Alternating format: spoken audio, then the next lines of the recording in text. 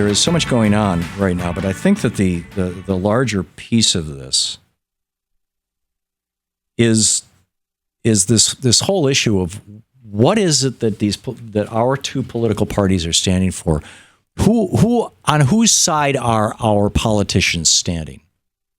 And increasingly, as a consequence of the Supreme Court saying that wealthy people and transnational corporations, including foreign governments, can now fully buy and own American politicians.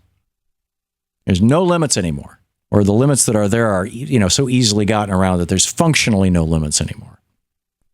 That with the exception of people who live in of politicians who come from very small states where they can do good retail politics on the ground,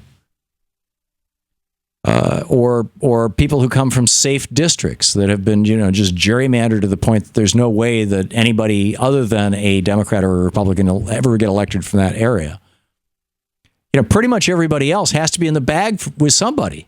They're either taking money from the banksters, or they're taking money from the defense industry, or they're taking money from the fossil fuel industry, or they're taking money from, you fill in the blanks, right? They're the NRA.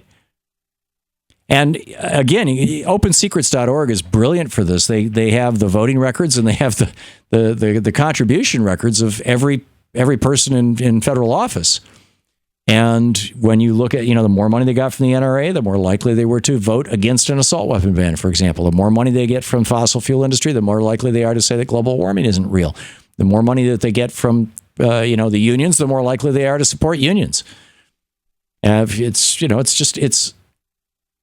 It's unfortunate, and it's real, and it's passing for democracy in the United States. And it's not a healthy situation, in my humble opinion. To watch more clips from our programs, hit the Watch More Videos button over here. And please be sure to hit the handy dandy subscribe button so you'll always be up to date. Tag, you're it.